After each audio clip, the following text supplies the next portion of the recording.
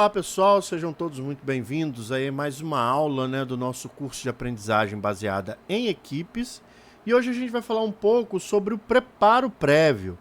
O preparo prévio é uma etapa também muito importante aí, porque é o primeiro contato que os estudantes vão ter com os conceitos que vão ser utilizados, para a realização das atividades e das tarefas que são propostas pelo professor. Então, esse preparo prévio, segundo a metodologia, ele deve funcionar como uma espécie de sala de aula invertida, porque é algo que os estudantes têm que estudar extra classe. É óbvio que, por exemplo, se você vai aplicar numa turma em que os seus estudantes não têm ali o hábito, ou às vezes até o tempo necessário, às vezes é uma escola de tempo integral, ou algo do tipo que você trabalha, esse preparo prévio você deve adaptar, Toda a metodologia ela é passível de adaptação para ser utilizada segundo a sua necessidade. Então você pode fazer uma adaptação para que esse preparo aconteça em sala, ou pelo menos na escola, no caso de uma escola de tempo integral, em que os estudantes têm um tempo pessoal para estudo. Bom, então vamos começar a falar aí sobre o preparo prévio. A gente vai fazer uma apresentação aqui bem curtinha, porque não tem uma teoria por trás disso, para a gente discutir. É mais uma parte do método em si. Bom, então vamos lá. O preparo prévio então é uma etapa, como eu falei, que os estudantes têm o primeiro contato com os conceitos, Ela deve ser executada extra classe, segundo a metodologia, como a gente já comentou aqui, mas que você pode adaptar, para utilização aí na sua realidade. Para que a gente garanta o acesso do estudante a esses conceitos, a gente pode usar diversos tipos de materiais. Eu vou listar alguns aqui que são os mais comuns, Então, obviamente, o primeiro é o capítulo de livro didático, Você pedir que seus estudantes leiam aquele capítulo, Artigo científico, por que não, Às vezes você quer fazer alguma discussão e você traz para os seus estudantes um artigo científico. Às vezes pode ser que ali a linguagem não esteja muito adequada para o seu estudante, então você pode pegar recortes desse artigo, para fazer a discussão que você deseja. Artigos de revistas ou jornais, situações onde você teve aquele conceito ali bem presente, Por exemplo, você quer estudar ali sobre as placas tectônicas, e aí você trazer artigos que fala sobre terremotos, sobre a formação da Terra, enfim.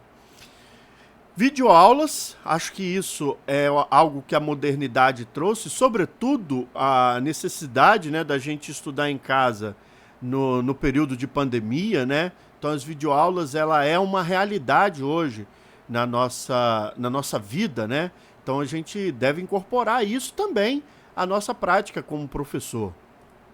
Experimentos virtuais e remotos, e aqui eu incluiria inclusive experimentos mesmo, feitos em casa, Você fazer um roteiro bem estruturado, bem feito para experimentação caseira, desde que não ponha o seu estudante em risco, mas que faça ele refletir na execução dessa prática.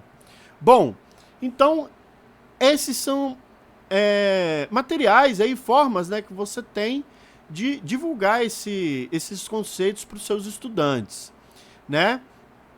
Como eu já falei, e aí eu estou frisando bastante, que é uma espécie de sala de aula invertida, a teoria sugere que os estudantes acessem esse material antes da aula, Aí vale a pena a gente se perguntar, se adianta a gente disponibilizar uma grande quantidade de texto. É característica dos seus estudantes fazer uma leitura muito aprofundada, muito grande? Eles têm esse treinamento já? Se tiverem, ótimo, Então você disponibiliza o texto para eles e maravilha. Mas é algo que você precisa refletir quando você está montando. Você vai montar aquela apostila que você acha maravilhosa, gigantesca, e aí você vai dar um capítulo inteiro para os seus estudantes. Chega no dia, né, ninguém leu. Então isso pode trazer uma frustração para você como professor e também para os seus estudantes, né? Aí eu acho que é algo também que conversa muito bem com o tópico anterior, né? Que é você preferir materiais que sejam chamativos, que instiguem a leitura, que instigue ali ele a assistir aqueles vídeos, né? A manusear o que você está propondo.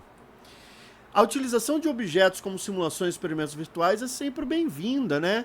Materiais que sejam interativos, eles são sempre chamativos, né?